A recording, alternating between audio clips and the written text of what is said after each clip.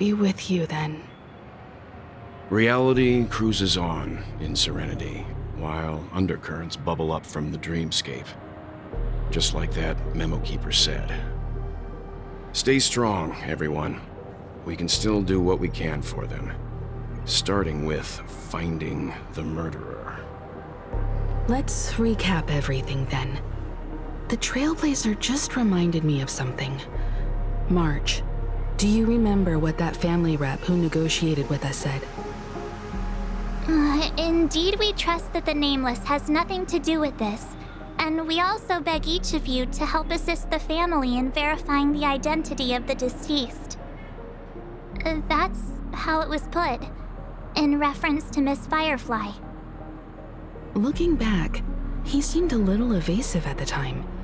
And he also failed to mention anything about the earlier murder, too. The family's planning on covering up all news about Miss Robin's death. If news gets out, Penacony's going to turn into a bloodbath. But the murder that followed closely after was obviously beyond their anticipation.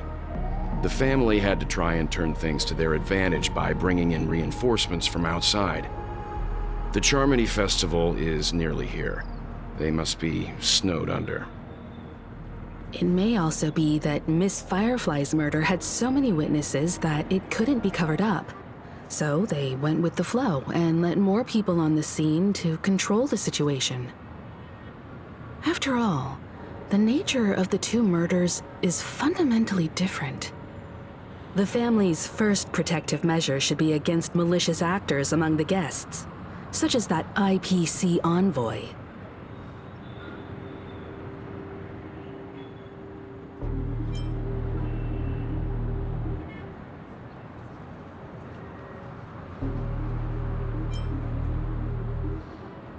All the while accusing that Galaxy Ranger. Are we missing the forest for the trees here? I always felt that Aventurine's reasons for accusing Miss Acheron were highly subtle. Can we believe him? At this point, I'm afraid the only ones we can trust are ourselves. Look, let's try to gather intel first and then list all the possible outcomes we can. Then we go through them, eliminating contradictions one by one. The fewer facts remaining, the closer we are to the truth. I've still got this sense of foreboding. It's like we're stuck in a whirlpool, spinning around that legacy even after everything that's happened. This time we're playing the role of a real detective. But before we start, what are we going to say to the family and Aventurine? As I see things, the family harbors no ill will towards the Astral Express. If they didn't trust the crew, they wouldn't have casually commissioned outsiders to investigate a case that's, in all likelihood, a scandal. Plus, this is the family's turf. Teaming up with them should make things easier for us in the future. As for that Aventurine, well, I'd like to hear your thoughts. He's complex. He deliberately slow-played his hand during negotiations while running circles around us all the while. He appealed convincingly to both reason and emotion. It wasn't forced, but the intent was obvious. Still, it's good to have contacts among all this uncertainty. Aventurine showed his skills, and as far as our interests are aligned, he can become a reliable ally. We also need to keep a certain distance from the family. Never let them get too close. Teaming up with the IPC helps balance that out. If either side makes a move, we have the option to pull out. So you suggest accepting Aventurine's proposal to team up? Yes. It's risky, but we can only wait until both sides have played their cards before making any further judgments. I get why, but there's a whole lot of bad guys and girls around here, and I'm worried about getting stabbed in the back. She's been bullied a few times now, and I can't stand it anymore.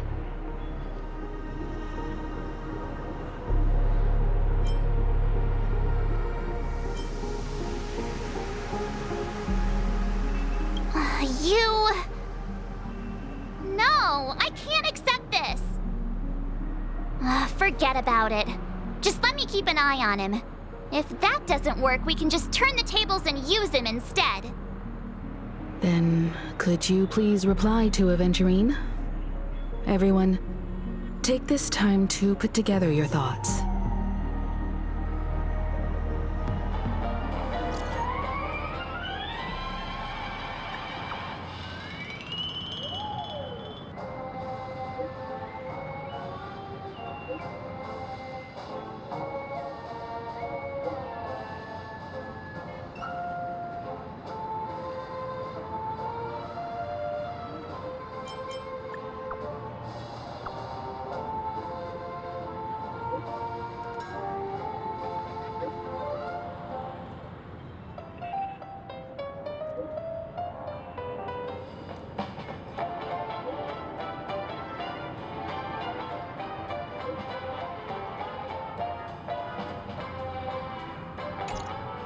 Looks like Aventurine is happy with this outcome. Let's tell everyone about it.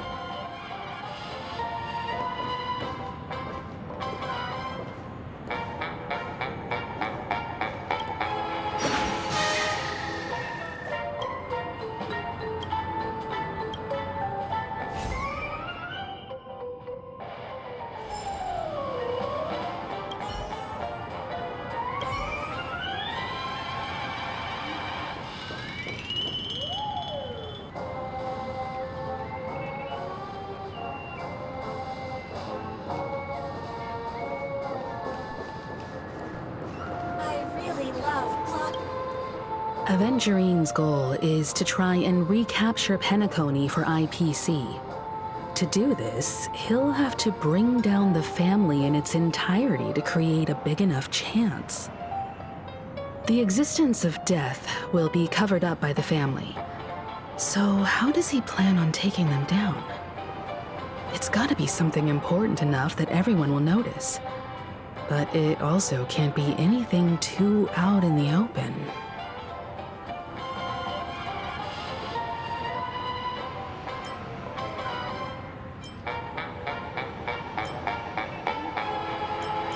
An attack on the hotel guests? Unlikely. Penacony's guests include quite a few bigwigs known throughout the whole cosmos. People who not even the IPC would dare take lightly. Aventurine is a shrewd merchant, and there's no way he doesn't know that. He's definitely going for the family, and it's just a matter of how. The harmony is strong in Penacony, and almost impossible to take on head-to-head. The fact that the IPC dispatched Aventurine shows that they do not intend to simply play by the book here. Aventurine has devoted considerable attention to her. But this Galaxy Ranger, we know hardly anything about her, and can't rush to any conclusions. I was also considering this possibility, especially because he respects you so much and has sought you out before a few times. Perhaps he's also unsure of your intentions and is probing you. I'm just speculating. In any case, we have to be careful when handling Aventurine. He's skilled at reading people and discerning the right moment to strike.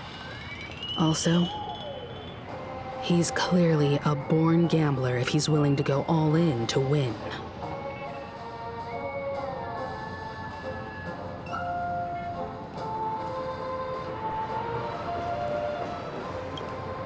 Aventurine said something that concerns me. He accused that Galaxy Ranger of killing Robin without any evidence whatsoever, but said nothing about her connection to that memory zone meme or why he was stalking you. It was a groundless accusation, which only serves to make him seem more suspicious.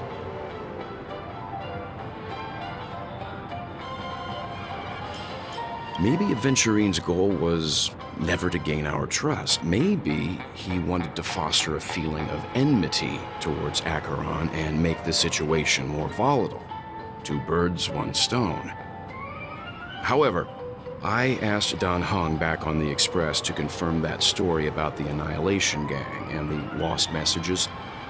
It wasn't something that Aventurine made up out of thin air. You've met her many times now. What's your impression of Miss Acheron?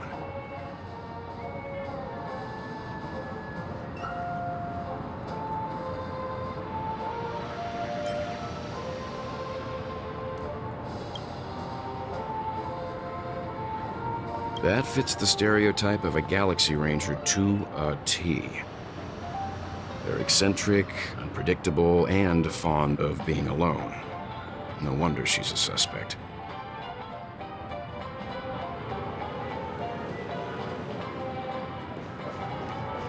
Checked off the list. I really love Clocky.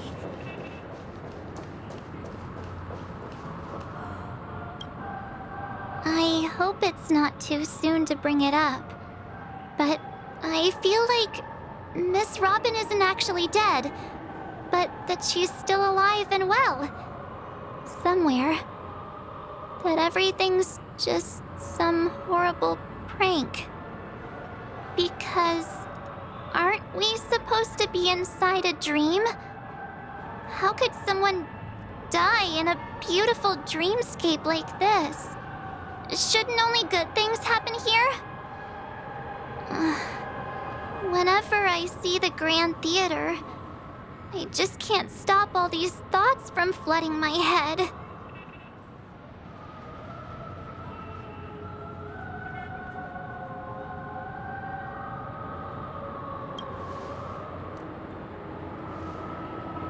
No. After all, they've brought everyone this sleepy dreamscape, which everyone loves. I just feel like I'm starting to understand them less and less. Everyone's still having a great time out there on the streets. Nobody knows what's happened. It's all so unreal. As if Firefly, Miss Robin, and us were all outsiders from another world. Aw, what a mess.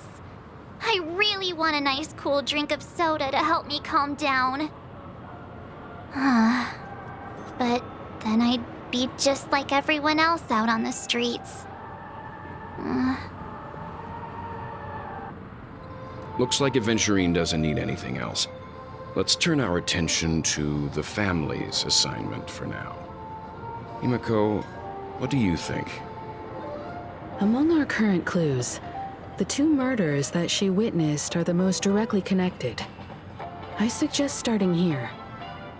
One thing I'm curious about is, if a person dies in a dream, what happens to them in real life? Seeing as we're at the family's behest, why not pop back out to reality and verify Miss Firefly's situation back at the hotel? Perhaps we could also make a few inquiries about her while out there. How about we split off into two groups? There are still some things worth focusing on inside the dreamscape. I'll investigate those, and we can link up again later. Worth focusing on? Oh. No problem. I'll leave it to you then. Huh? Aw, I thought I'd finally get to see Himiko and Mr. Yang go out on a mission together. Oh well. Take care then, Mr. Yang. I will. Keep in touch.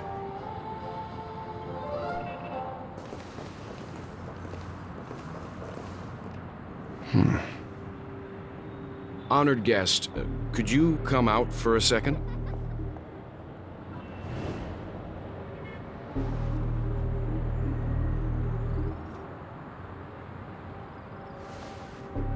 I'd be embarrassed too, getting stared at like that. Forgive me. My name is Welt Yang. I'm one of the crew members on the Astral Express. I believe you've met my colleagues. Well, Is there something about my name? first, don't you want to know my name? I already do, Miss Acheron. You're a prominent figure in Penacony. What are they saying about me? Some claim that you're the real culprit behind these murders, that the Annihilation Gang's tragic fate at the banquet was a result of your blade, and that you're now attempting to unleash another bloodbath on Penacony. The Annihilation Gang. Ifrit of Everflame Mansion. Tragic fate. That Duke turned his dying body to flames and sacrificed his life as a martyr. He was a determined and heroic pathstrider. Not even a villain should be disparaged like this. And what's more, there were plenty of suspects invited. Do they really think that a blade is more dangerous than that black hole you're wielding? Keen intuition. Not even the family managed to point out the truth behind this cane. So you must surely know, Miss Acheron, that peering into a black hole is not a wise move. As a potential threat, your knowledge of us has reached uncomfortable depths. Reveal your true identity and intentions. Otherwise, brace yourself for gravitational disintegration. That shouldn't be necessary. But if it makes the Nameless feel less defensive, I'll be happy to abide. Believe it or not, Galaxy Ranger, Acheron, those are the names I go by to this very day. My trip to Penacony is solely to fulfill an old, final request. I'm here for the Watchmaker's legacy. And that's it. I think I've been honest enough. Still unwilling to reveal your true identity? It's not that I don't want to. It's just that I can't. I've come so far, and I can't sum up all of that in just a few words. Everyone has their own unspeakable past. Secrets that they don't want to be revealed. And I won't be asking any more questions, such as why the Astral Express is roaming around the cosmos with a Stellaron on board. Is she okay? That memo keeper didn't do anything, right? She's fine. Let's just stick with the topic. Gaining my trust depends on how much you're willing to reveal. I've run around many different Penacony dreamscapes just to try and find that legacy. And during this period, I came into contact with quite a few guests. In the process, I gradually came to realize the secret of Penacony may be closely related to the Trailblaze. That's why I've come to ask for your help. I don't have enough proof yet, but I'd like to speculate something. The source of all tragedy lies within the family. If you could trust me, we could find the proof to support this claim together. Mr. Yang, I think you've come to the same conclusion, haven't you? Let's leave it at that. For now, I'll choose to believe that you bear no hostility. Share your findings with me and me alone. I don't want vague conjecture to interfere with other people's judgments before we find solid proof. By the way, would you like something to drink? Before we go, how about 2 cups of Wake the Heck Up? No, 4 cups. Because the conversation coming up will last forever.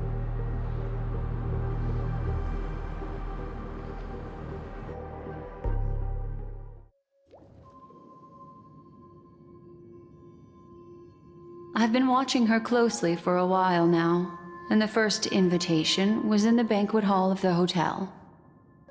She just sat in one corner, keeping silent, chugging down a couple cups of Wake the Heck Up. I told her it's a pungent, bitter beverage, not the taste of sweet dreams, only for people allergic to Soulglad. And she said, Really? But I don't taste any difference at all between them.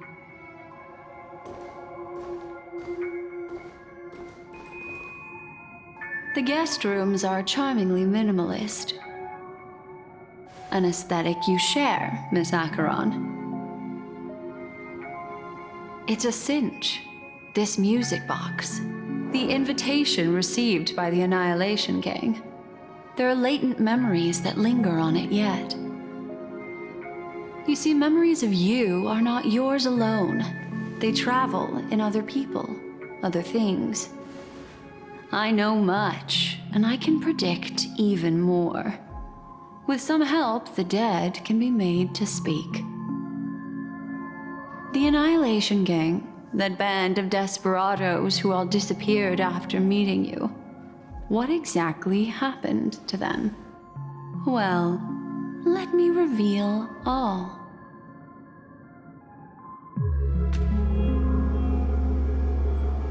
Gradation 12.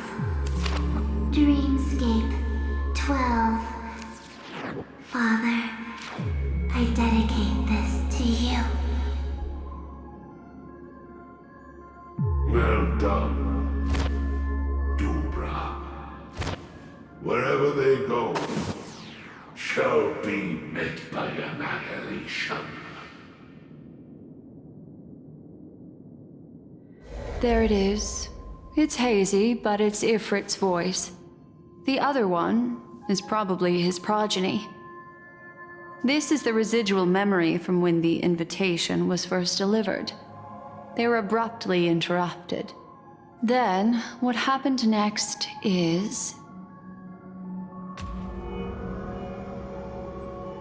They sought refuge in a land of sleep, merely wishing for undisturbed rest, away from the storms. Children of the Flame, this marks your rite of passage. She won't be necessary. I alone am enough.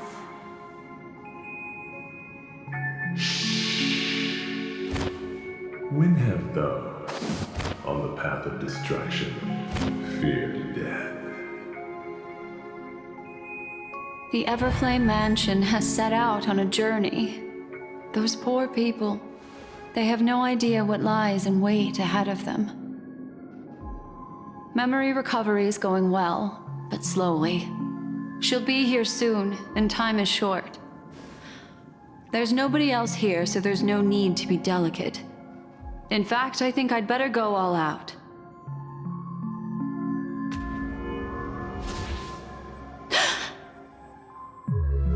What happened?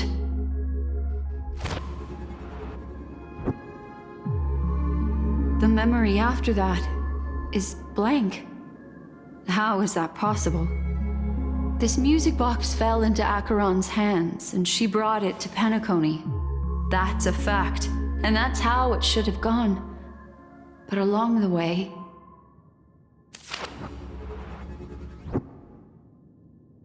it's like it's been erased. Who's done this?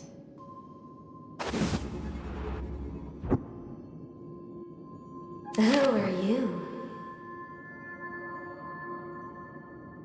Who are you? It's... no. Is this not a memory? Oh, a memo keeper. Do you serve the Garden of Recollection? Or the Cremators? My name is Constance. A pleasure to meet you. We were supposed to meet in Penacony and spend an unforgettable time together. But that seems unrealistic.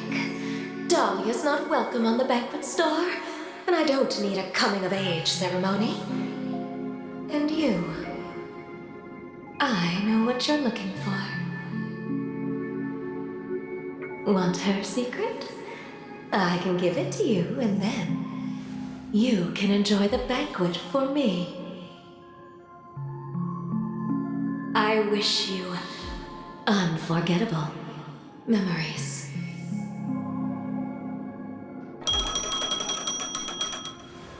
Oh. A phone. Wanna listen in?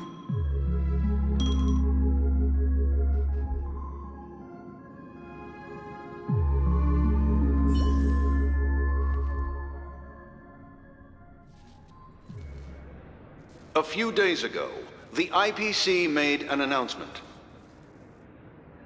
Under the watchful guidance of the Marketing Development Department, and in accordance with the Interstellar Peace Charter, the independent Sigonian sovereignty has hereby been established, and shall take a legislative seat at the Interstellar Congress.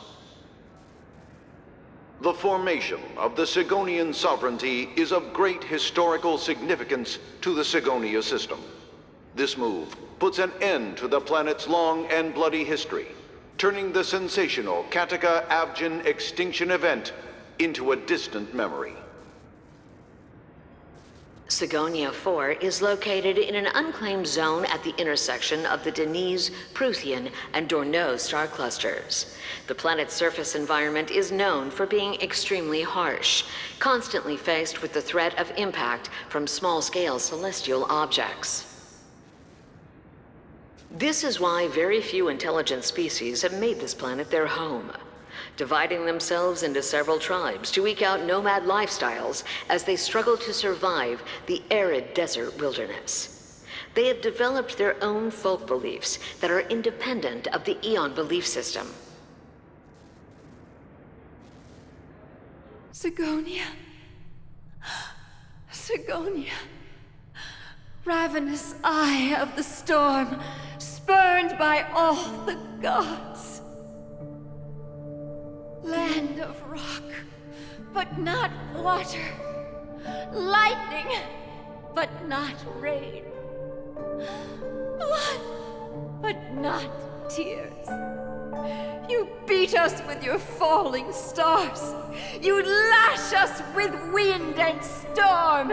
You chew us up with the cracked earth.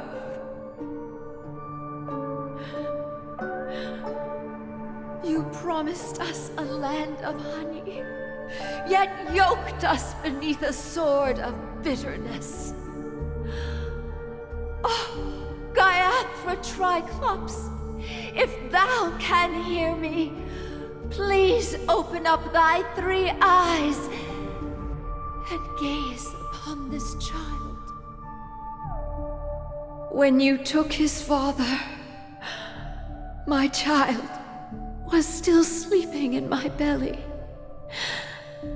And where my husband went, I too soon must go. I don't ask for a peaceful death.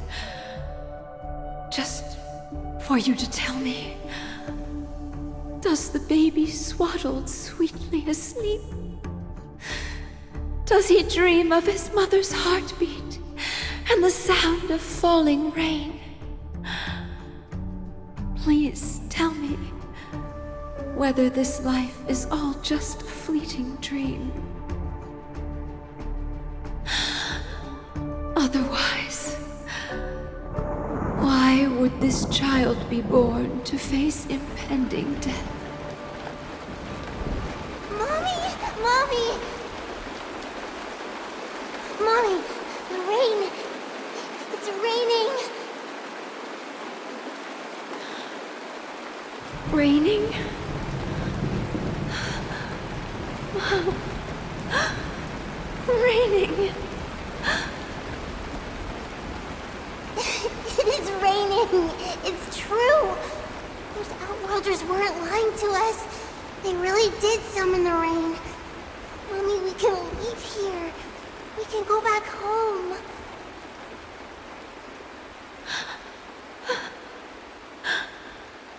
Back home. Gaiathra Triclops. You came. Do you hear that? Thank you. Thank you.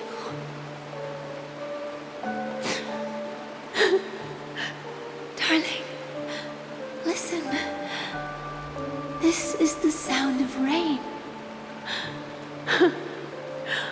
On the day you were born, the sky also sent down a gift like this from Gayatra.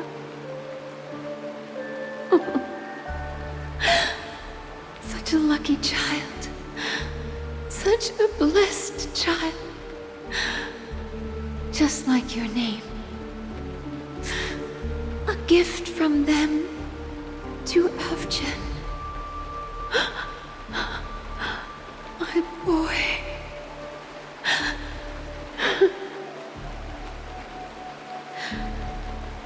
May the goddess Gayatra close her eyes 3 times.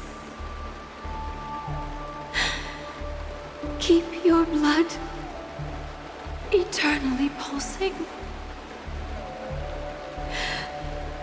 Let your journey be forever peaceful. And your schemes forever concealed.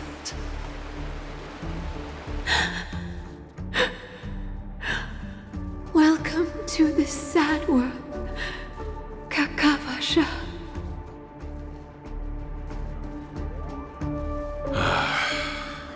Time to wake up, gambler. Oh, heavens. I must have drunk too much Soul Glad. Didn't expect you to be back so soon. How is it? Find anything? Just as you guessed. Nobody outside knows about Robin's death. There aren't even baseless conspiracy theories. They're still streaming the rehearsal for her ceremony, using a stand-in, I guess. They must be dreaming. Of course. Who could imagine that death would actually descend upon the idyllic dream created by the family? Let alone that the victim would be the female lead of the Charmony Festival. To be honest with you, I didn't believe it. I even tested it a few times myself, until I discovered that I couldn't actually die. Whenever there's any danger, I'm forced awake by the dream pool, and it's all as if everything were just a nightmare. That's why I'm convinced that there are a few big secrets lurking behind the scenes. Then you must have heard about the Memory Zone meme. When I graciously deigned to establish connections with the Oak family on your behalf, they were quite in a pitiful state of disarray. Besides Robin, there was another body. I don't know the exact details, just that it was a stowaway. 2 murder cases? I told you something seemed off about the Nameless. Oh, she must have come across the other one. This murderer is a psycho. But I have to admit, the case should be easy to crack. We can leverage the family's malfeasance and let the IPC use this as a reason to intervene. It's just that their trickery runs deeper than I thought. Robin's stand-in was all ready to go. These 2 murders are definitely getting hushed up. What should we do? Let me think. It's too rare an opportunity to miss out on, so I gotta be careful. Incredible, gambler. Have you already exhausted your limited repertoire of tricks so soon? There are plenty of chips, but it'd be best to choose carefully. The most straightforward has to be Robin. Remember? That masked fool once told me to find a mute as a friend. Robin is what she calls the mute. She has lost her voice, and while most people can't pick up on it, you and I cannot mistake that sound. Not produced by any voice box, but rather by the resonance of the harmony. If that girl hadn't gone hoarse from singing practice, there'd only be one possibility. Something was up with the family. Or Robin herself. To get to the bottom of this, I tried every way I could to meet her. But she died. Right before my very eyes. A complete and utter loss. Incidentally, It seems to have resulted in your rather undignified arrival on the interrogation stand. There were eyewitnesses at the scene, and the family, in their graciousness, has tentatively accepted your alibi. However, for the foreseeable future, you shall, regrettably, find yourself under the vigilant watch of the hounds. Well, things aren't looking too optimistic, Doctor. I'm starting to break out in a cold sweat. Do you reckon there's still any chance of a comeback, given how things are? A probability? Yes, it exists, but it verges on the infinitesimal. To phrase it in a manner more befitting the vernacular of Penacony, you're dreaming. But if you simply can't control yourself and want to try your hand, then there just so happens to be a suitable candidate. That man wants to see you again. Who? Sunday. Is this a public hearing or a private trial? If it were the former, it would hardly befit my stature to stoop to the role of a mere messenger. Fine. Oh, that's great. It's all great. You see, the dead can't talk, but the living can. Ratio, I'm convinced now that there must be something wrong inside the family. Oh, just you wait and see. That man's sister has died. He can't sit on his hands. Well, without any further ado, let's set off. Lead the way. The show is about to begin.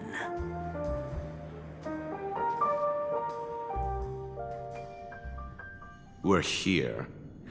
The Dewlight Pavilion is the Oak family's fortress and a place where heads of the families meet to discuss great plans for Penacony. Fortress? I like this metaphor. I dealt with the warlords of the Amanica star system not long ago, and their synchronized orbital manor wasn't this heavily guarded. This mansion nominally belongs to Sunday, and is very befitting of its owner. Without his express invitation, the likes of ordinary guests would never grace these grounds in their lifetimes. Look around while you still have this moment of freedom. Hey, Doc, whose side are you on anyway? Who's to say I won't sell you out? We'll see. When we meet the authoritarian master of the Oak family, I'll pry an answer out of him. Follow me and I'll bring you to his parlor. Hold your tongue and let me deal with the members of the family.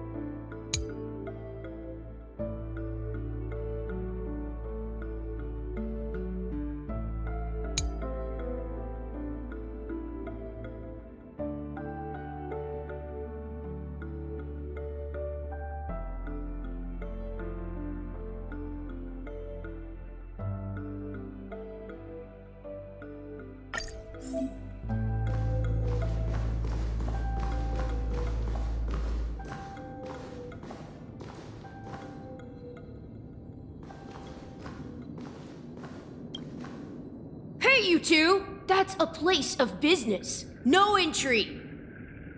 I was requested by Mr. Sunday to bring him the suspect. My name is Ratio.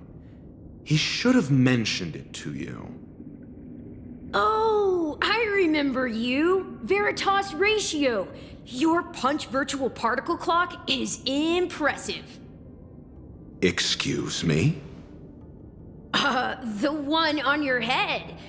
Of course, it's nothing compared to my full pocket dimensional annihilating power armor of the Mobile Knights. Right, and as I mentioned, that fantasy raiment of yours doesn't exist. That's because you can't see it. Like I say, only family can see the glory of the Mobile Knights. Enough. Get going. Don't keep Mr. Sunday waiting. It seems like the idiocy index here is no better than it is out there.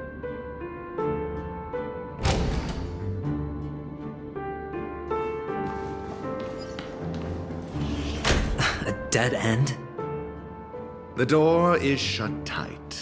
Looks like we're on our own. I mean, there isn't a door. How did you get in before? For security reasons, the family built the administrative site deep in the dreamscape, with the mechanisms hidden in these nightingale statues. The direction of the statues can be controlled. On the previous occasion, an attendant named Kona had gone to the side room to verify something before setting the statues in the correct positions. Well, maybe we should do the same. Let's go and take a look. Of course, we can also use brute force.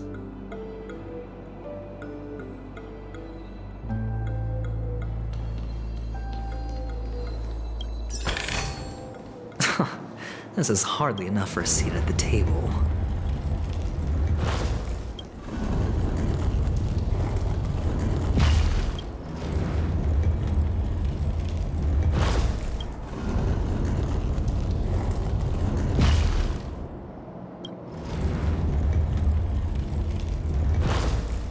Solving a problem by brute force doesn't prove your intelligence. The side room. Don't let me repeat myself.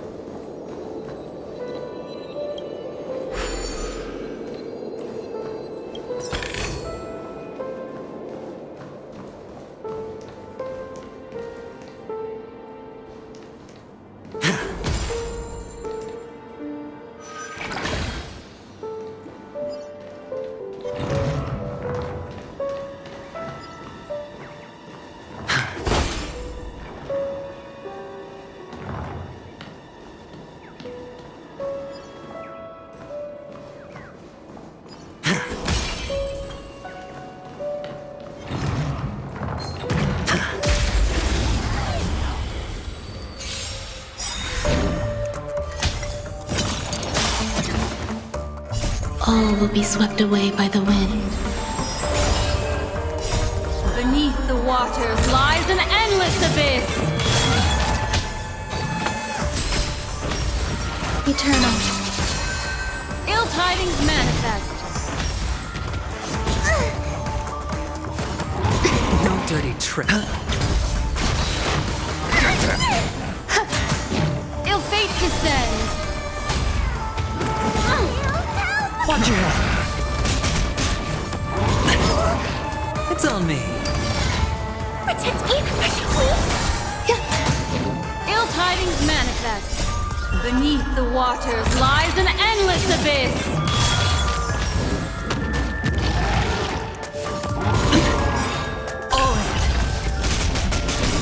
Fiends or devils, I'll crush them all! All will be swept away by the wind. Bust. Or maybe I'll take it all. Get them! Existence is unity. Ill fate descends. Ill tidings manifest. Ill fate descends. Beneath the waters lies an endless abyss. Get them!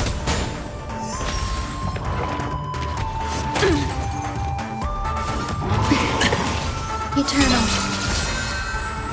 All will be swept away by the wind. Ill tidings manifest. Spend freely. Give me strength. Watch your head. Attack me! Bust. Or maybe I'll take it all.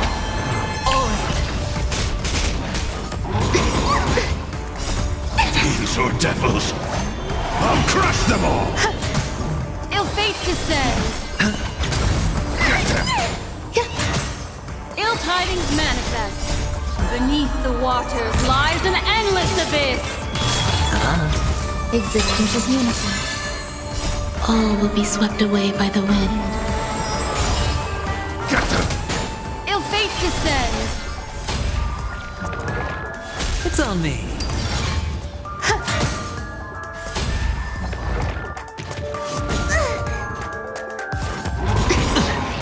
Watch your head.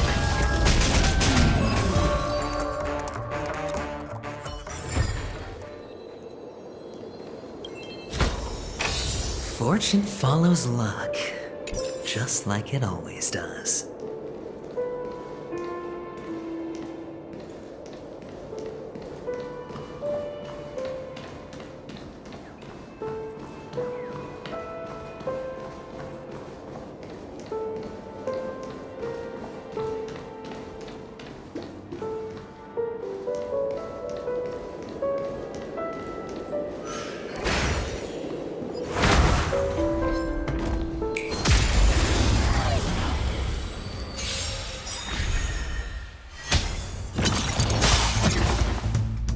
Bust.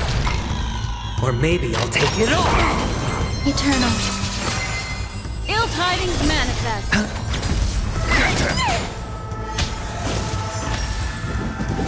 Stay away. Ill fate descends. Beneath the waters lies an endless abyss. Get them!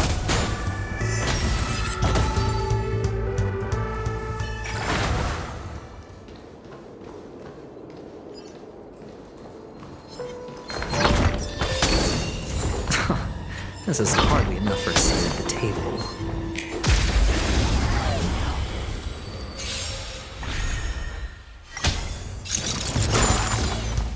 Existence is unity. All will be swept away by the wind. Ill tidings manifest. Get them! Fiends or devils, I'll crush them all! Enjoying yourself? Ill fate descends.